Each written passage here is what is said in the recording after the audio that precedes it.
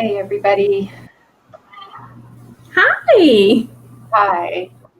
Hello, Dawn. It's so good to see you. And Hi, Alex. Alice. You are muted, Mr. Jeremy.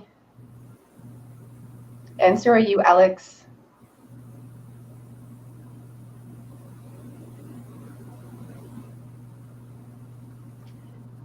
You're muted, Jeremy. There we go. Yeah. There we go.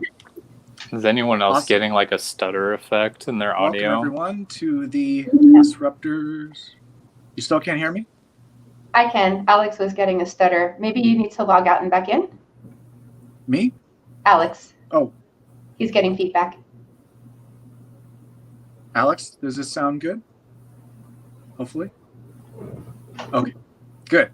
Little technical difficulties. It's okay. Welcome everyone to the Disruptors Roundtable, brought to you by the Conscious Leadership Network.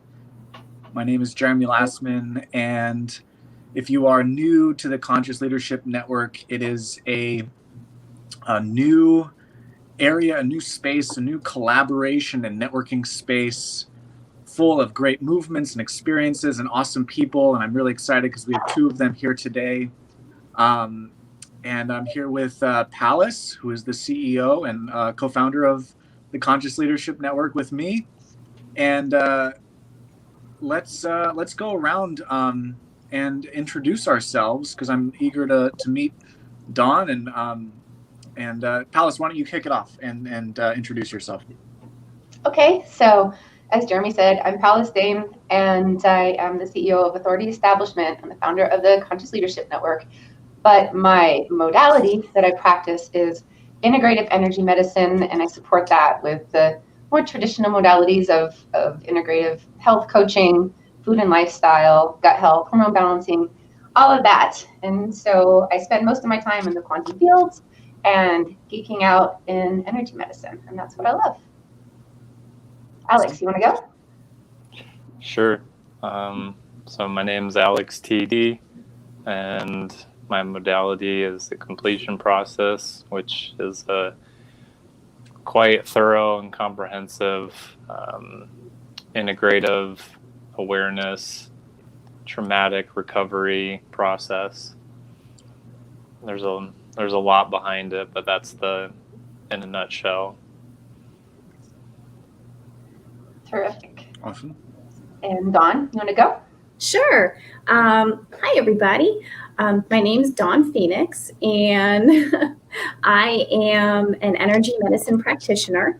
And specifically, I work with dolphin energy. So I'm a dolphin energy healing practitioner. And no, I don't work with dolphins. I work with people.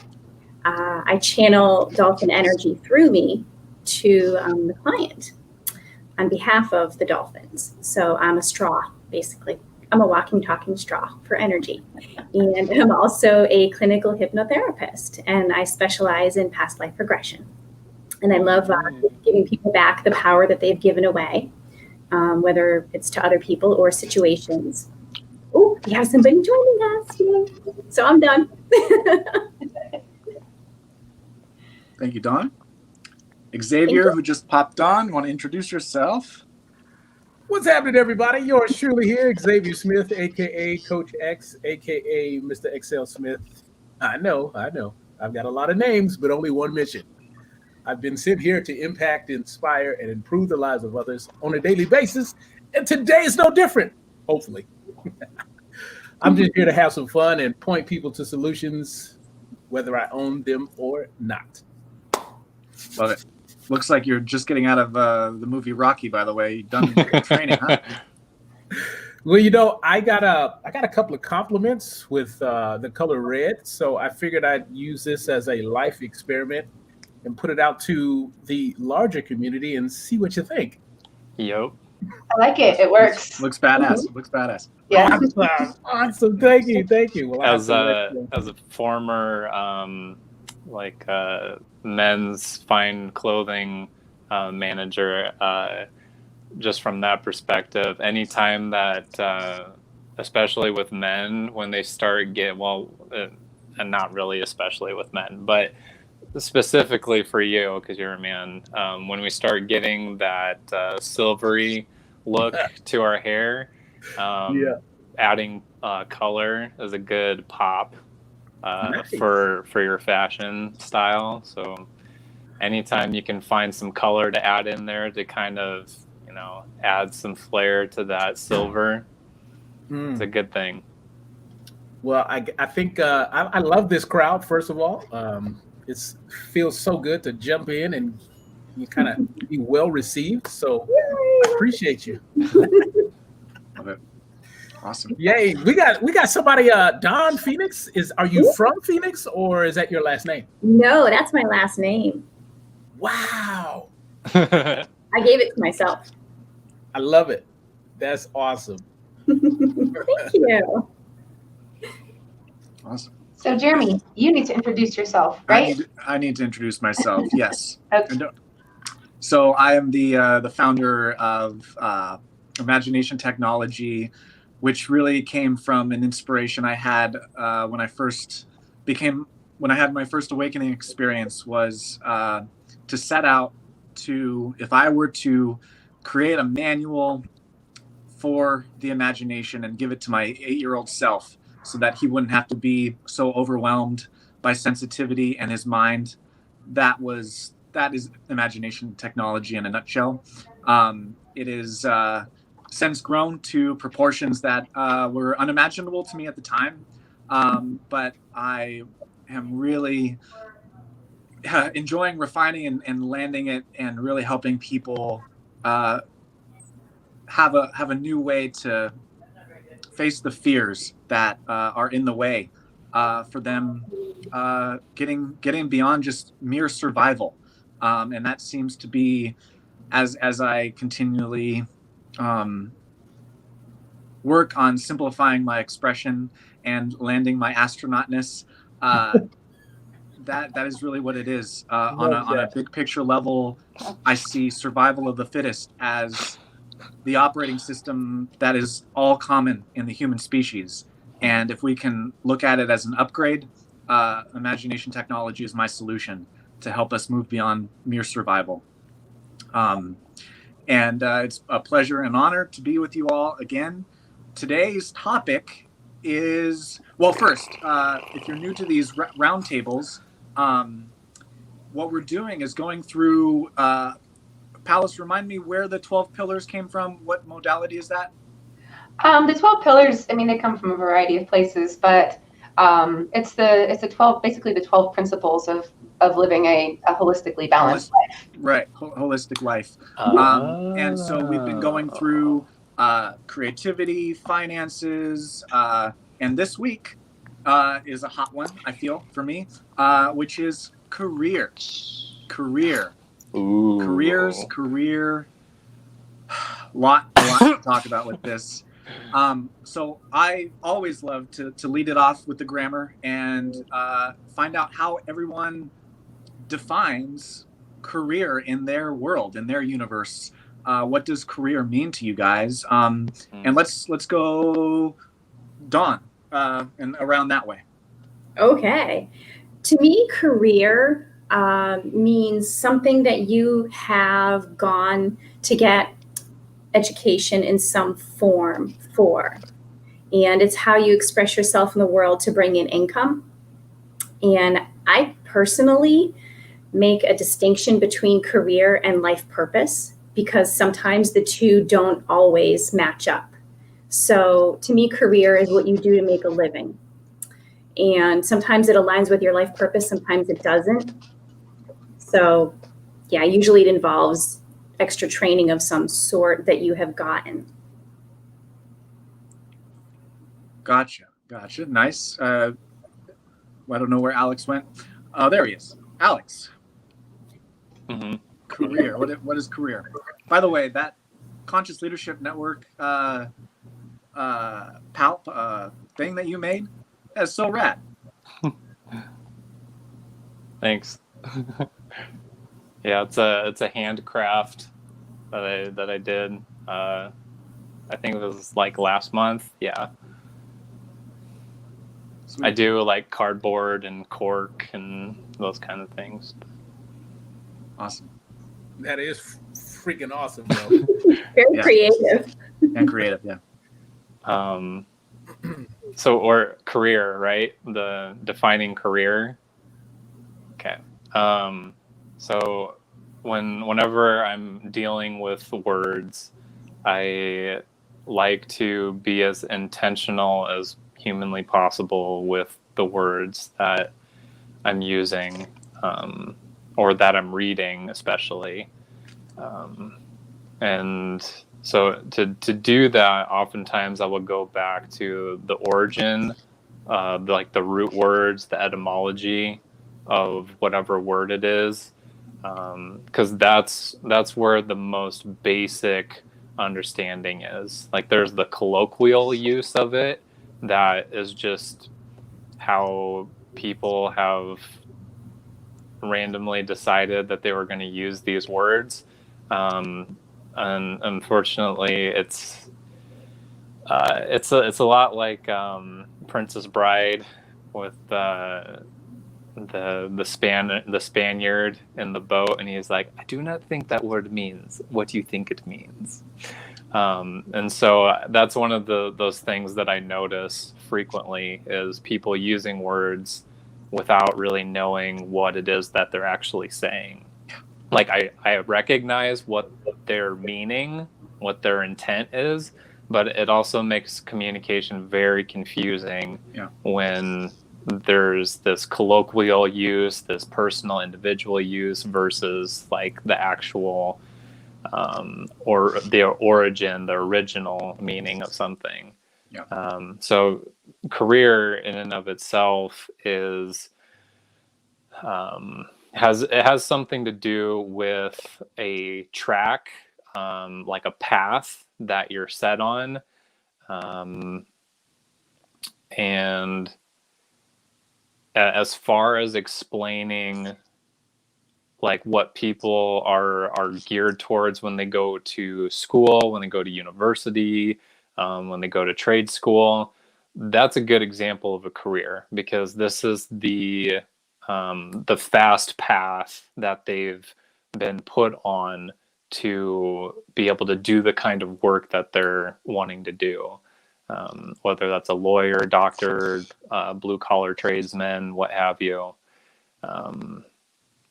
And that's good for careers, for those types of avenues. But when it comes to things that all of us here have gotten ourselves into, that's not a fast path. That's not a direct course into what we each are doing today. So I'm definitely of the position that what each of us here today are doing are not careers. Whoever's got like a 9-to-5 job that they are using their degree from or something, like those are careers. So that's my position. Yep. Xavier. Yeah, I would have to, listening to what Alex was just talking about, I'd have to agree like 110% on what you were talking about. And I'm going to try in my best to smack you right in the face with some truth from my world. Like when I think of the word career, the other word comes up, and that's job. Huge difference, right? There's a job, J-O-B, which for me stands for just over broke. And it takes me back to the days when I used to work at Taco Bell. That was one of my first gigs I ever got, right? And I'm like, okay, when I was trying to move out and become independent, the earnings that I got from Taco Bell was just enough to pay a couple of bills, right? And here I am calling myself a grown man. And then I move into like things that I like, things that I came out of the womb knowing how to do. And in my case, one of the easiest things I could reference is like, I loved target shooting. Like, I think I was born with a BB gun in my hand. And I would be in the backyard plinking off things that were even moving by the age of 12. And I'm like, this is cool. I can do this. I built up a collection of like 25 different types of guns that I purchased all on my own until I blew my mom's patio window out. Well, I didn't do it, but some family members and I were in the backyard, and the BB ricocheted off the tree, shattered the window, and moms came home, found out, and BB gun collection goes bye-bye. So for me, that could lead to a career because I love teaching people how to do stuff like that, because it's easy for me. So that could be, if I chose it to be, a career, because I have fun. And for those of you who don't know me, I emphasize the word fun and ease in everything that I do, right? People love my energy. So I've been leveraging what people like about me with what I like to do for others. And for me, it's just been a match of alignment.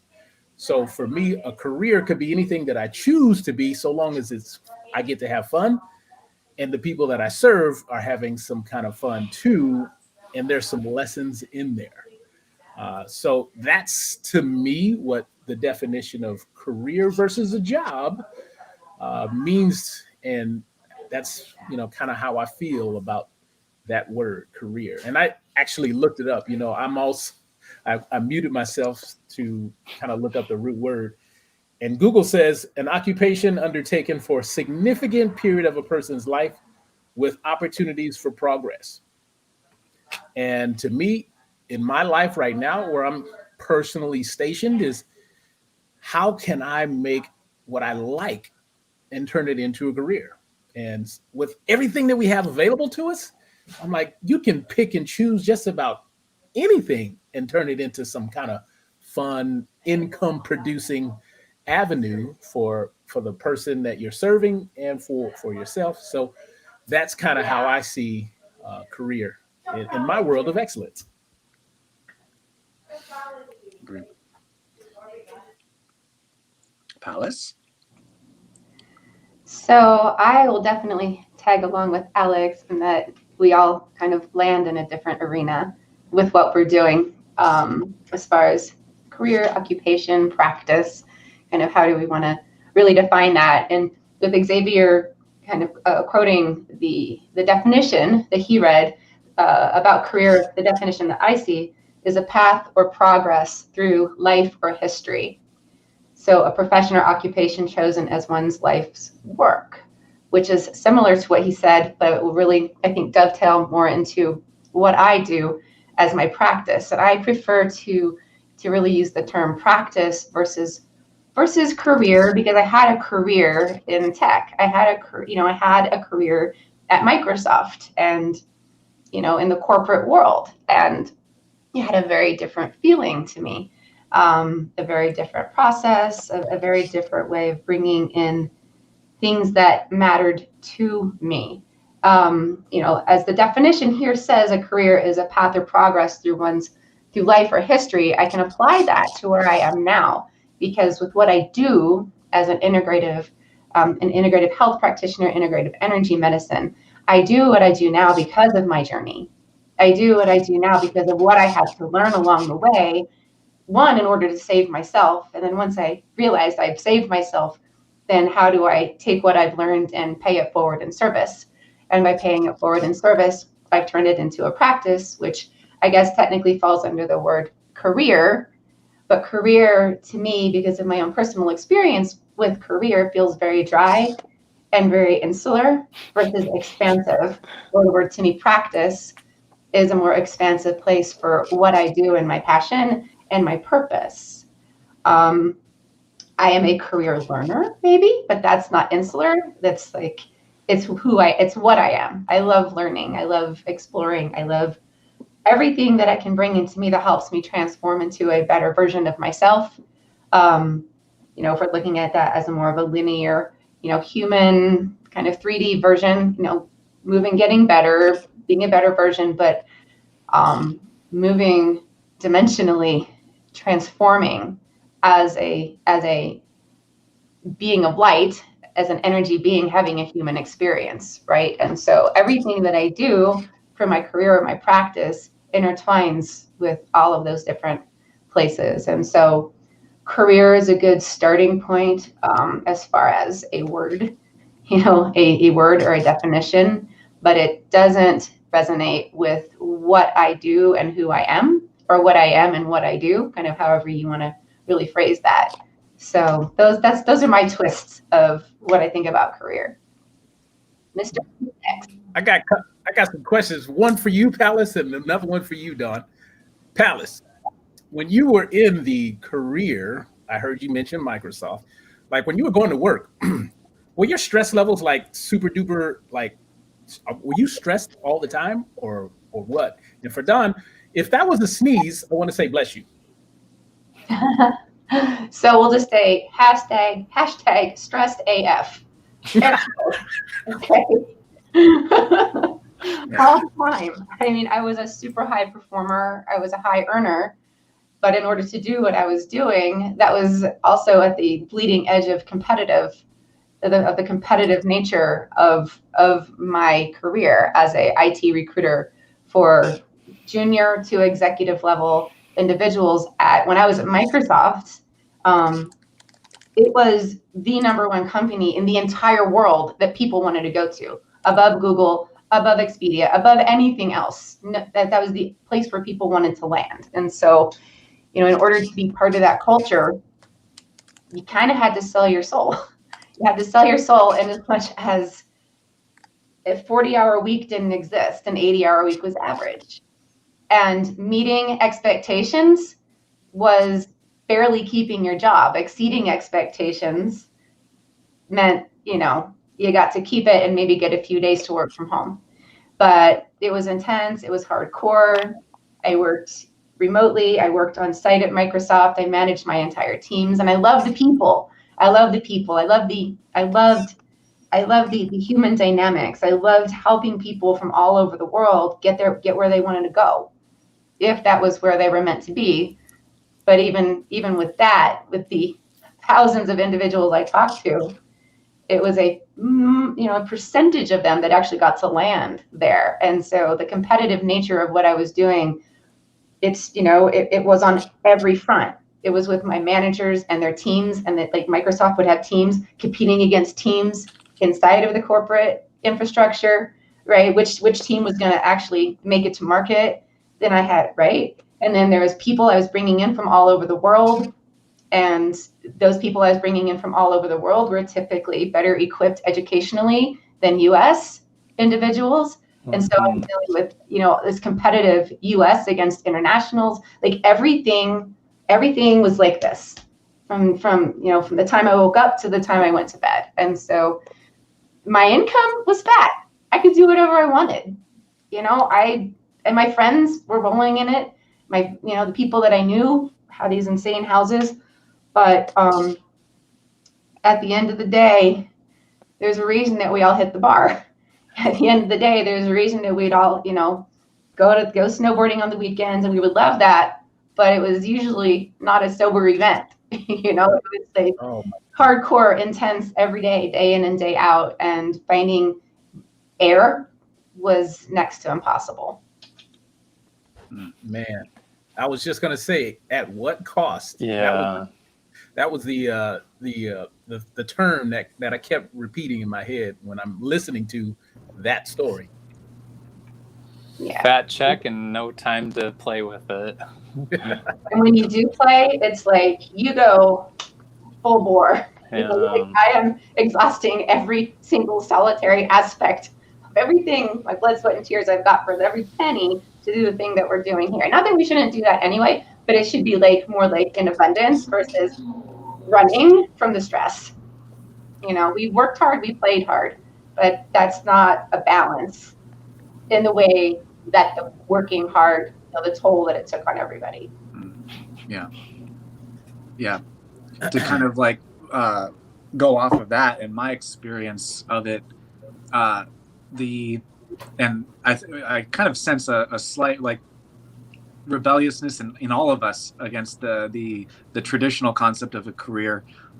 which is totally matching mine, because for me, growing up, the role model I had for a career role model was my dad, who was always in a negative mood, always angry, and his career was 30 years in as a designer engineer, and he was like at the height of it, he was working at SpaceX and doing all this amazing shit, but he was always unhappy, always like a headache, always coming home in that density of just negativity, right? And so that was my role model of a career. So of course I'm like, F that. Like I don't want a career. Like, to do one thing for your whole entire life felt like totally stuck to me. It felt like it felt so confining. And so I totally designed all of my dreams and wishes and rebelliousness against life to not have a career, and to be able to be multi-passionate and do all the things that I wanted to do, because a career felt like you're going to do one thing for the rest of your life and you're going to be unhappy about it for the rest of your life. So of course I don't want a career. Right. Yeah. So that was my experience with it, and I have thus, refined and updated the career as like what Dawn mentioned, kind of seamlessly intertwining it with purpose and passion, and especially with our Conscious Leadership Network mission and vision of work and play coming together. Like, that to me is where the career magic is, because there's no difference between work and play. And so your life is your work and your work is your life, and there's really no compartments anymore, right? Like, that to me is what a new age career is living so much in that flow of loving everything that you're doing and having fun, like Xavier said. And if we're reinventing career, that's what I want to see. Mm-hmm. I know for me, being able to have done what I did in that environment, it takes you can't be a wallflower. I have a very aggressive streak to my nature and a very competitive streak. And I would say that now with what I do, I am aggressively pursuing my passions. But that is a good thing, mm-hmm. right? I'm able to take that aggression and propel myself forward into the areas that I just want to geek out on all the time. I just can't get enough of it. Yeah. I think that it's important for those of us who have been in regular careers. I used to be an elementary school teacher. I did it for 1 year, and that was more than enough. It was the only time in my life where I was depressed, and I'm not an unhappy person. And like you, it was 80-hour weeks. I would come home and make dinner for my husband at the time, and then fall asleep in front of the TV at 8 o'clock. He'd carry me to bed. I'd be up at 4:30 in the morning, ready to do it all over again. And I worked 12 hours each weekend. I split 6 hours on Saturday and 6 hours on Sunday because it was my first year. And I thought I was failing my students and I was failing at my life purpose. I thought I was, because here I am, I'm a giver, I'm a caretaker by nature. Everybody has always told me, oh, you'd make a great teacher. Why is this killing me? And I think a lot of the times we think we're in the right career for ourselves, but it's the systems that fail us. And for me, it was the public school system that I was in that failed me. I didn't have the support that I needed to enjoy being a teacher, because everybody knows being a teacher, you don't do it for the money. It's a labor literally of love. And so I was hard on myself for a while when I decided not to go back to teaching, because everyone said, why didn't you ever go back? And it's not to lay blame elsewhere. It's like, I showed up, I did my part, I worked my ass off, but it's the system that failed me. And so I think for a lot of us who shy away from careers that are traditional, in order to be able to fulfill our purpose in a way that doesn't drain us and actually energizes us, because that's where we should be. That's the new paradigm. Is I call it, I don't go to work, I go to joy, because there's not one moment of my day that's work. If I'm not loving what I'm doing, then I need to stop. And a lot of us think that we're going to get that in a career, and we don't, and then we're hard on ourselves, where we need to actually look at the systems in place that need to fall away or be renovated. Yeah. I'd like to touch on that, follow up with what Dawn was saying. Dawn, what you'd mentioned about the failing systems and recognizing where in those failing systems there is a lack of support. That's a huge deal.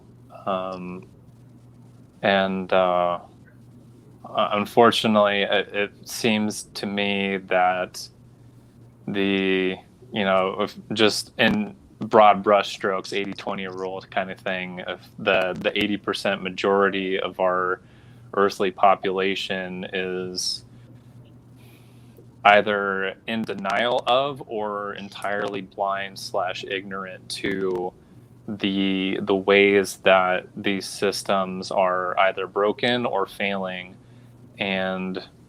But I am confident that in some manner or another they've experienced firsthand the ways that they have been that they have been failed to be supported by whatever system that they're in. And trying to decide where to go next with that. I think for those who have experienced it firsthand, who for one reason or another get the bright idea to do something about it, to bring it up or to try and change it, whether that be through company policy or through lobbying through legislature and maybe even litigation through the courts. They end up getting into a whole nother broken system, and they're like, oh, well, I thought the system I was in was broken before. Look at the system that I'm supposed to be going to try to fix the broken system that I'm coming from, kind of thing. And having almost a decade in the military myself, I made the decision to get out just before the halfway mark to career retirement, which is 20 years, so 9 years.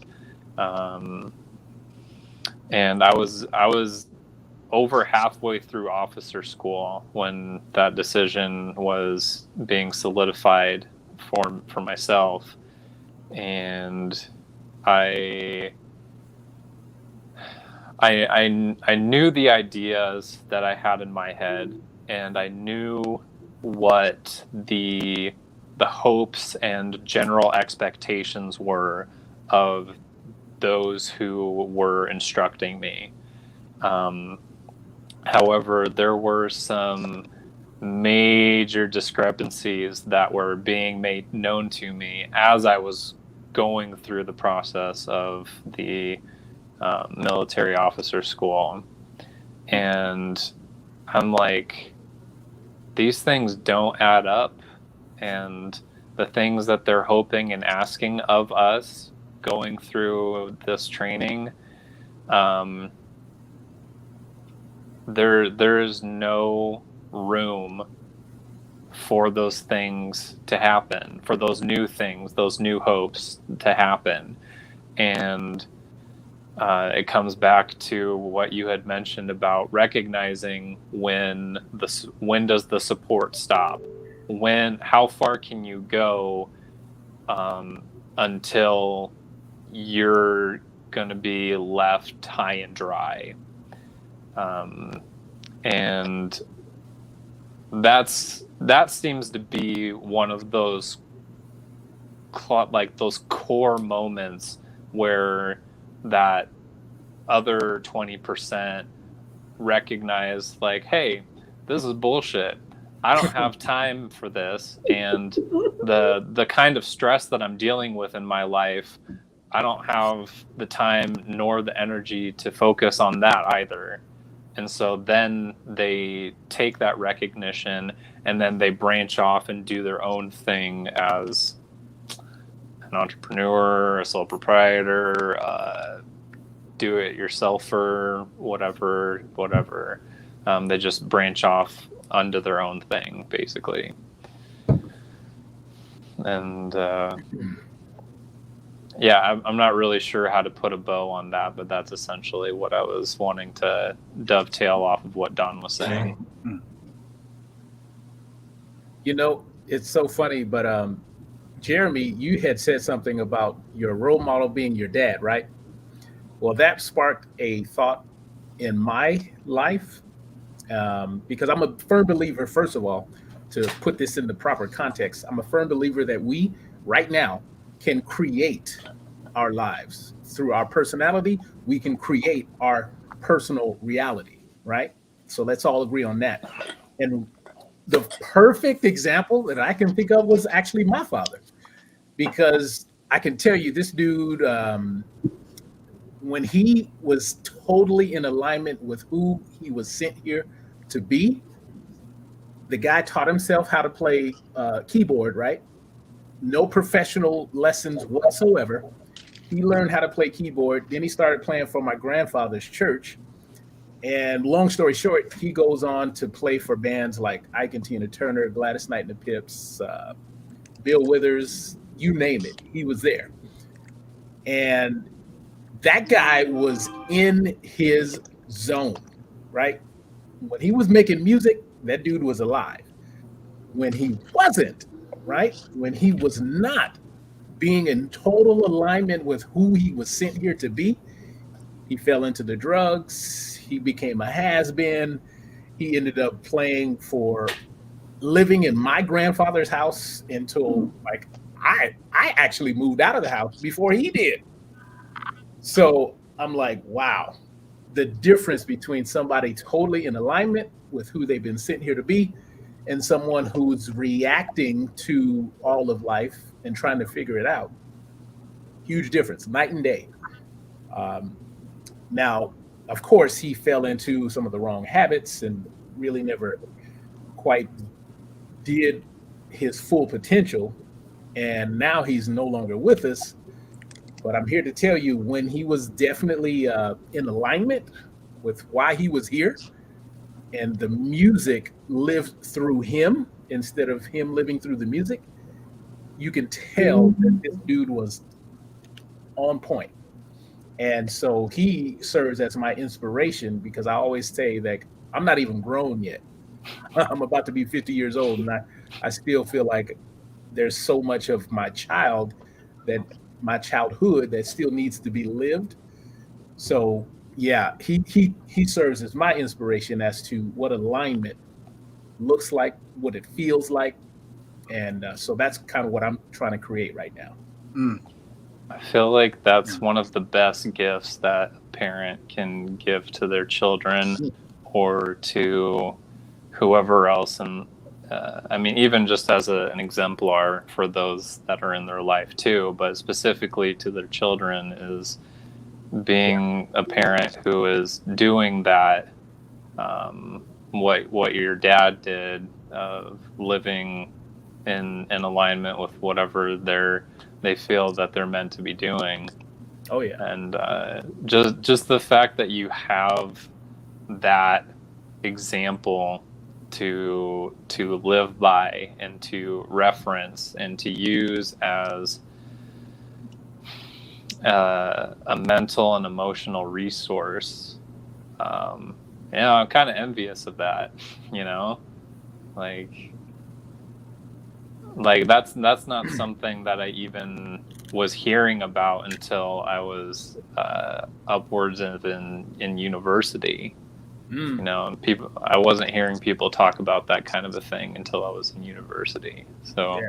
and I didn't have a natural example in the way that you describe it with your dad. So Yeah. yeah. I think if we look deep enough within ourselves first, okay, this is a lesson that I had to learn myself personally. Um, my moment of enlightenment came when I was at the bottom of the pool with a ball and chain wrapped around my whole body, and I could hear the music of life taking place on deck, right? And I had been down there for 17 years, right? 17 years. I chose to be bitter. I chose to be angry. I chose to be upset at the world, and mainly because of my parental units, right? Because they dumped me off on my grandparents. And that was the perception that I had, right? And I'm like, 17 years of missing opportunity, 17 years of looking like this every single day, and people wanting a relationship with me, and I had to keep them at a distance because my thought process then was that if my own parental units could hurt me, what's to stop a stranger from doing the same thing? In the same way. Yeah. In the same way. So what I learned was if I put my fresh out of prison look on my face, it would keep me protected. It would keep me at a safe distance from those who were out to prey on me. And that 17-year jail sentence that I suffered myself, because I had the key the whole time. And once I learned how to unlock that key, it was through forgiveness. That's the statement that I came up with, was if I wanted to live, I've got to learn how to forgive. And now this energy that people can feel, it's no way I can get rid of it. People love that. And so for me, that was my moment of awakening. It's like I had to get on the phone and call both of them and tell them what I needed to tell them. And the moment I hung that phone up, man, that is when my life started to really take place. And I was approaching my 40s at that point. Yeah. So I'm like, wow, yeah. I had the power the whole time. And I'm here to represent that power because it's within every one of us. Yep. We just have to be willing to do the work. And everyone knows what that work is. It's hard as hell, or as Palace would say, AF. That's right. Because I kept hearing that voice and it kept saying the same thing. It said, you know what you got to do. You know what you got to do. You know what you got to do. And I knew what that was. And I just didn't want to do it. But as soon as I made that phone call, I was like, OMG. Thank you. Thank you. Yep. And I've been producing ever since. Yep. Beautiful. So Xavier, I'm curious because you were pretty deep in the military also. Yes. So when that came into your life and it went, you lived your life there and you finally came out, like, why did you go and why did you leave? And how does that play into this discussion that we're all having here today? So if I'm understanding your question correctly, why did I go into the military? Yeah, why did you go? And I guess, if we're talking about career and passions and... Easy question to answer.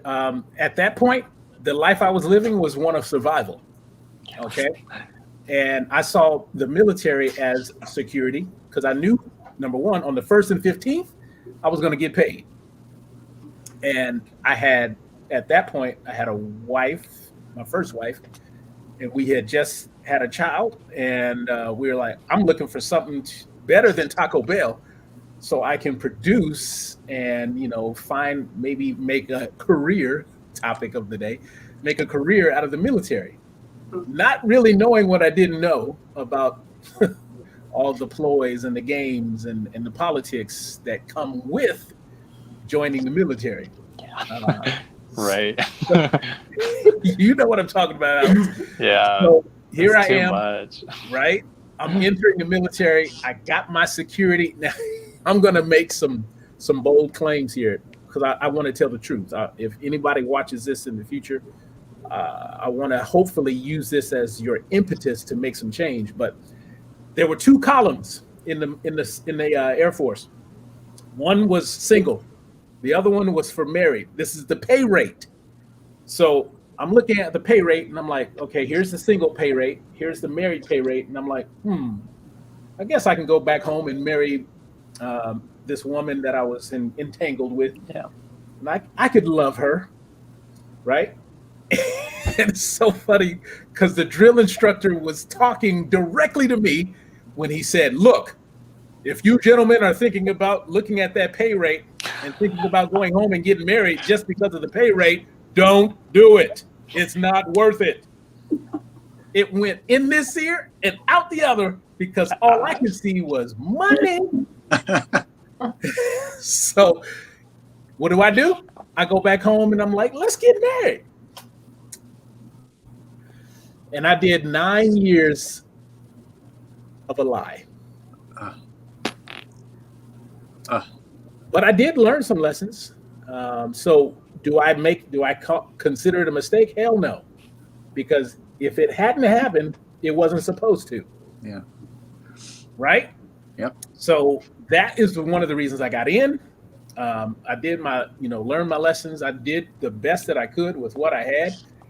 And long story short, I took someone from, I don't think she had ever been out of her state to someone who now can call herself a world traveler. Because I spent 4 years in Italy as well. And she did a lot of the vacationing while yours truly was doing the working.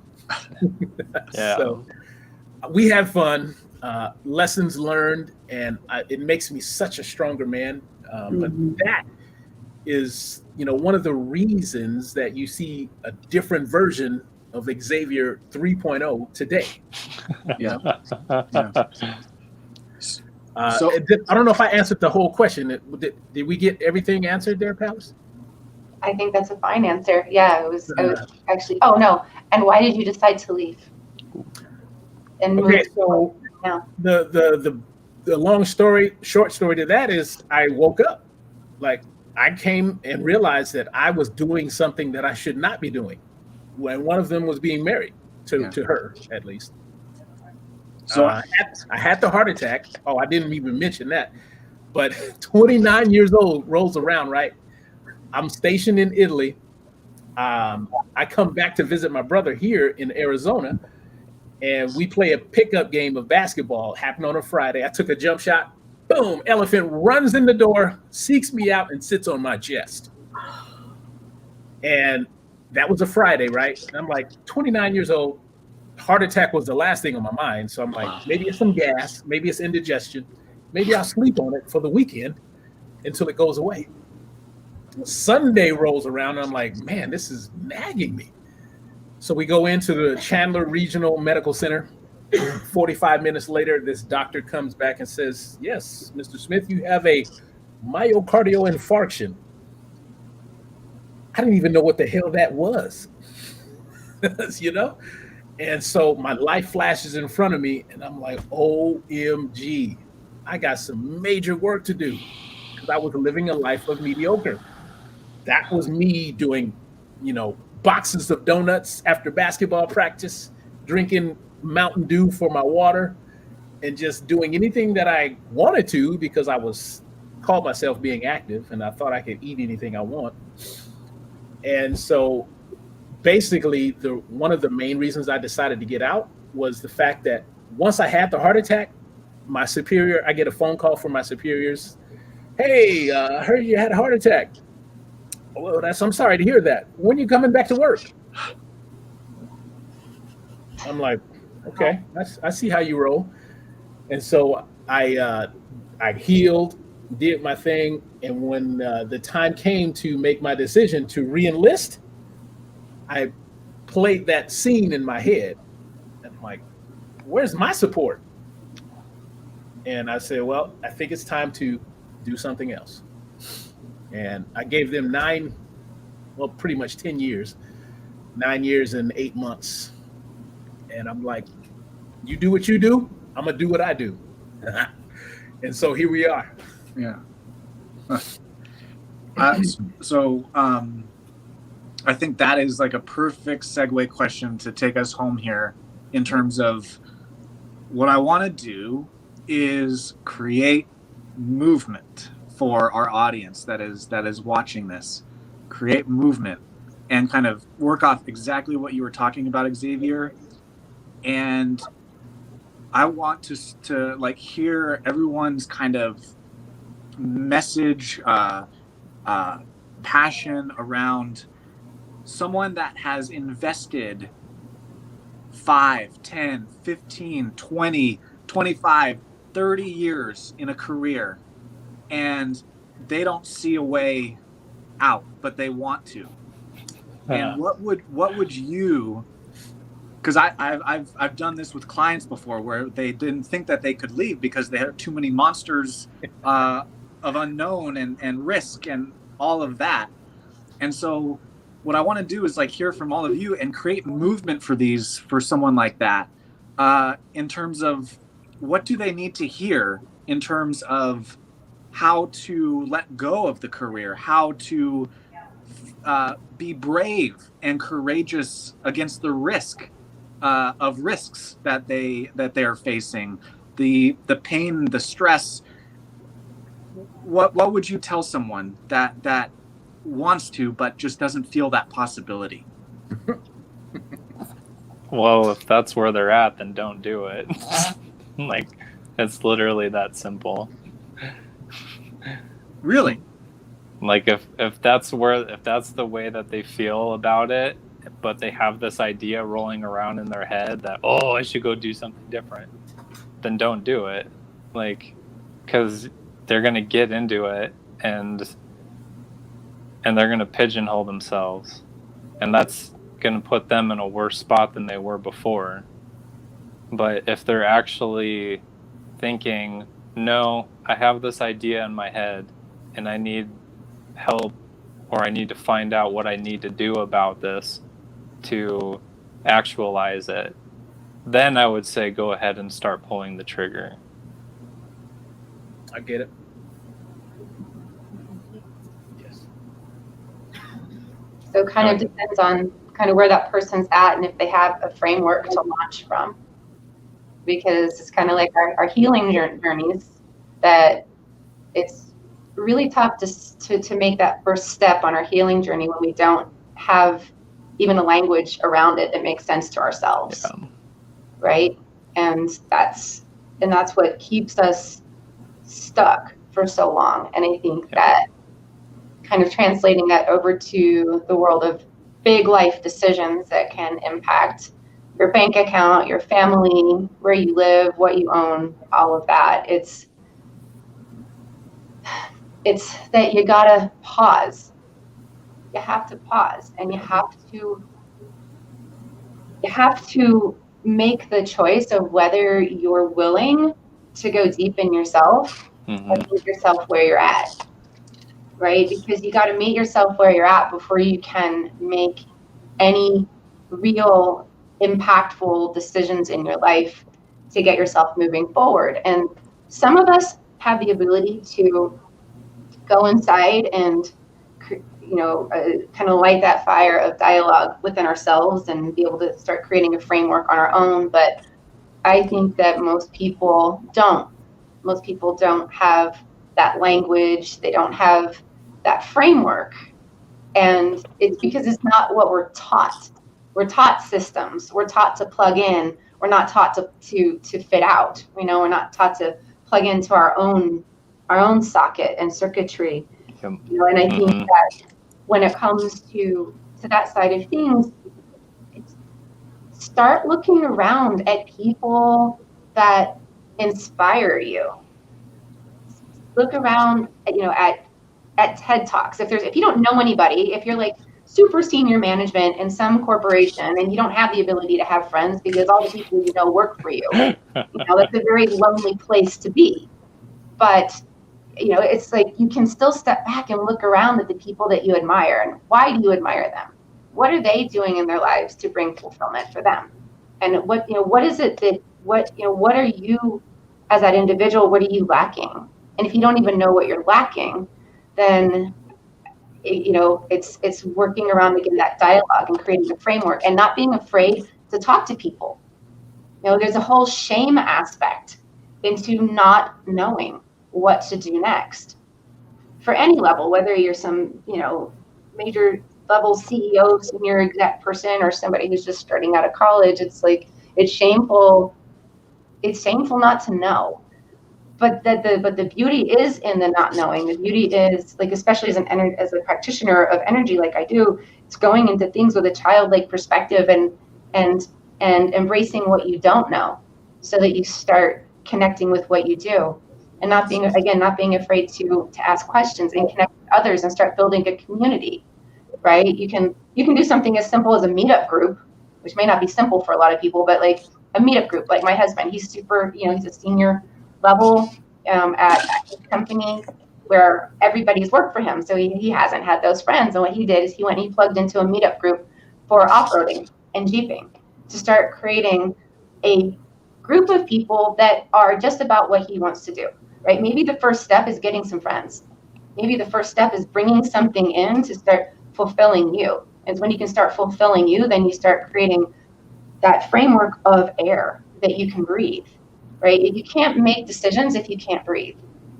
And like Xavier and I both going to the, to IIN, the Institute for Integrative Nutrition, it comes back to crowding in the things that serve us, whether that's food, whether that's people, activities, whatever, to crowd out the things that don't.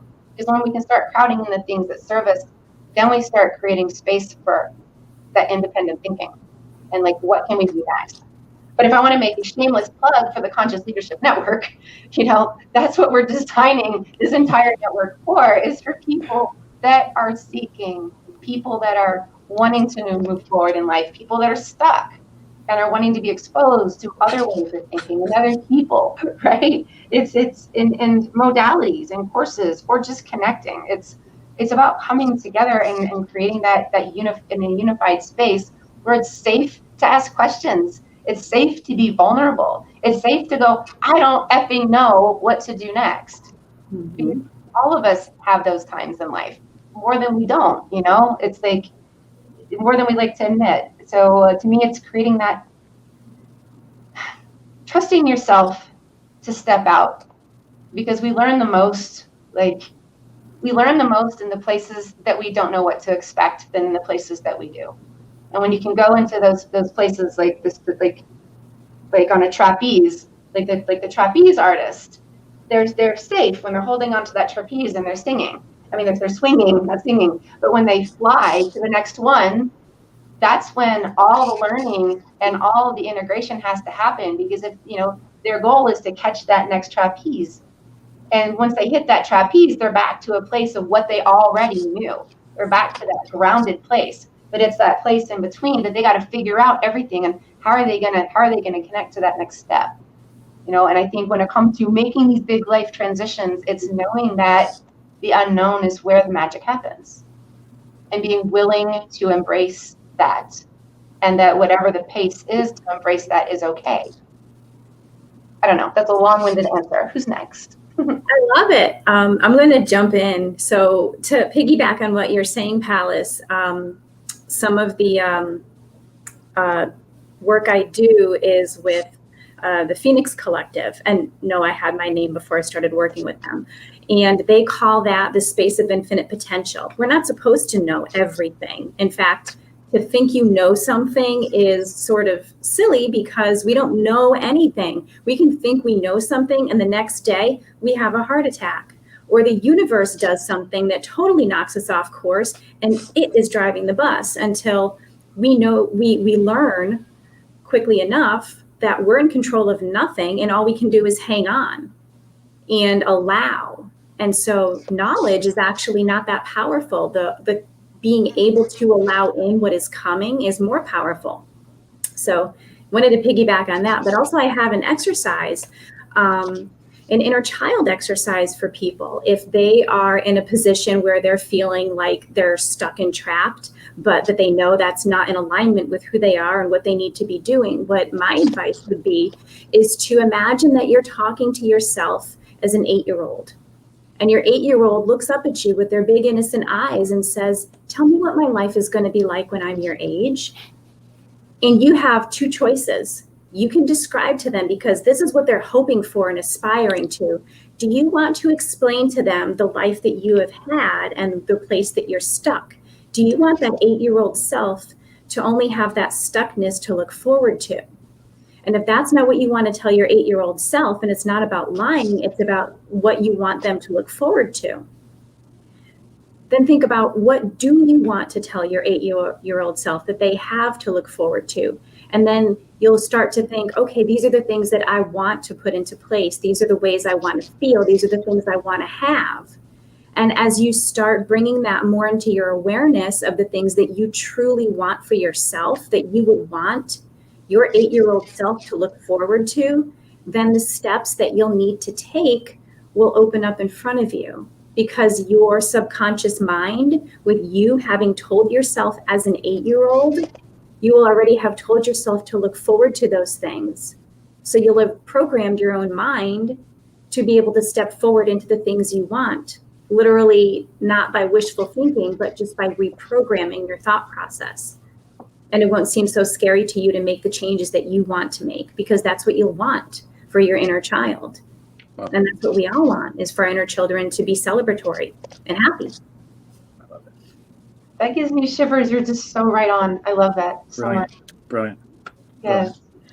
That was movement. I'm like this many. Yeah. Always. Yeah. I'm like this many. This is me. That's awesome. Yeah. All the answers that have been provided so far are spot on. And if it were left up to me, and we were talking about what I give to someone to help them like choose a path, I would break it down to two simple things. And this is based on my own personal experience. And one of which is know thyself. Mm-hmm. Okay. I'm going to pause for dramatic effect on that one. And the reason I say that is because all of us have something within us that's special. That's why there is no one here upon this great earth that has the same fingerprint as I do. So therefore, if you're breathing, there's a damn good reason for it. I don't care what kind of bullshit that you've went through, you were going through it for a reason. So when I had to learn how to shift from victim mindset, why is this happening to me, mm-hmm. to a victorious mindset, thank you for this happening for me, that is when I began to realize my own sovereign power. And I could make a choice to become a victim or be victorious as a result of whatever that happened for me. So when I got clear as to who I really was, I'm talking the inner self, I was able to make some empowered decisions. And I'm talking not from struggle, not from I have to have this in order to pay a bill, but more empowerment. Like, I'm making this choice because I'm living deliberately instead of living by default. So knowing thyself is number one. And then becoming clear as to, yes, it's okay to be traveling towards the unknown. Like Palace said it perfectly. You have to have the part of that trust to let go of that one ring in order to transition into the other one. Well, that part right there, that's kind of when the lights go off and you're like, okay, I'm not sure where to take my next step. But if you take that step forward, everything that you have asked yourself will start to fall into place. The other part two to that is asking yourself enough power questions. One power question I ask myself pretty much nightly is, what's possible for my life today? And once you ask that question, the simple notion of asking opens up so many doors that we cannot see, hear, smell, taste, and touch. And that, my friend, is where all the power and the fun begins. It's in the unknown, not the known. So if we can begin to ask ourselves these questions and move forward in faith that the steps will be put in front of us, we don't have to necessarily worry about the how. We just keep our vision towards that walk towards that vision, whatever you have created for yourself. And the third thing would be watch the Book of Eli, so you can know what the reference that I'm talking about is. But that's how I would go about it. Yeah. After hearing what everyone's been saying, I think that that was it was nice hearing what everyone was saying, just in the sense that it really kind of unpacks some of the nuances of what I had previously said before, and just to kind of put a bow on what I was saying. If someone's like stuck, like from your initial question, Jeremy, if someone is stuck in that place, and there's that much pressure for them to try to figure this out, like, don't do it. But the reason that I say that is because you cannot, it doesn't matter how much good advice you give someone or how many tools that are the best tools on earth, you can't give someone openness. Someone has to make the choice to be open to what you are giving them or to what you are advising them to do. And so if someone is open, then a lot of magic can be done from that place. You know, there's dozens of Bible verses that talk about this very same principle that I'm bringing up. And the reason for this and why I make it so cut and dry in this way is because when those of us who are doing the guiding, the advising, the tool giving, if we're continuously trying to help someone who's not open, that's going to shut us off. That's going to create frustration and bitterness and all these other negative experiences and emotions within us, which then turn our openness off to continue doing that same thing for others. And so it's a two-way street, not only to protect those who are not yet ready, but also to protect those of us who are already doing the advising, guiding, and tool giving. I like that. Love it. Awesome. Yes. So I'll just, everything you guys said is so beautiful. And Don, yours. What about you, Jeremy? Connected with me so much with the inner child. The thing that I would say after like just hearing all of that, in my language, is give yourself the time and space in like what Xavier said, know thyself, self-discovery, and really take that time to see the value system that puts so much rational structure on survival versus passion. And just be willing to question that, rebel against that, ask for and have a curiosity to wonder why it is that way. And if it is actually serving you, to have that value system in the order that it has been conditioned. Because for me, in my own relationship with risk and with the clients that I've worked with to make that huge life transition, to let it all go, to me, it comes to vision. I'm going to wrap it with Star Trek again, like I did last week, where boldly going where no man has gone before. It is an adventure. It is a different relationship with risk altogether.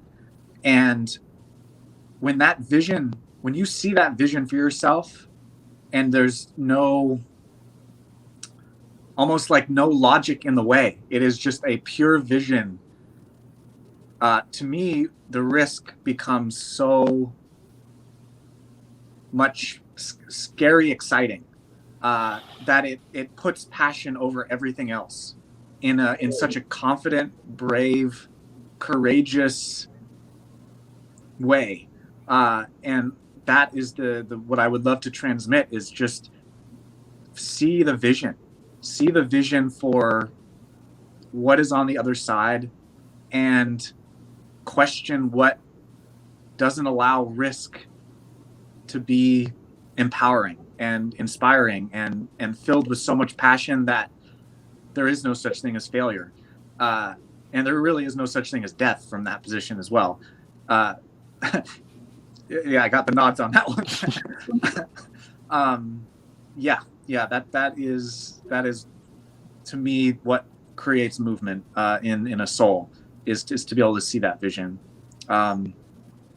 So is there any other last thoughts before we bookmark another amazing? Yeah, Xavier, go ahead. Remember, guys, if you don't like, comment, and subscribe, there might be some push-ups involved for you. Right. Oh, Thank you, Xavier. You always gotta do that. That's your job. We're gonna show you a little trick, take your mind off that pain. Exactly. And go ahead. No. So we'll be back in a couple weeks, and we actually hit on this in the creativity, but we have a whole roundtable in a few weeks. The next pillar of discussion: education. oof. Education. You gonna learn to date. That one should be filled with a lot of rebellious fire. At least I know from me. We've talked about it. So yes. My last live about education was education doesn't always mean academics. Yeah. Yes. I was thinking the same thing. I'm like, there's many different kinds. Yeah. This is gonna be juicy. It's gonna be good. It's gonna be good. All right. On behalf of everyone here and the Conscious Leadership Network, like Xavier said, don't forget to like and subscribe and share, or else push-ups. And we'll see you in 2 weeks. Bye, everyone. Bye.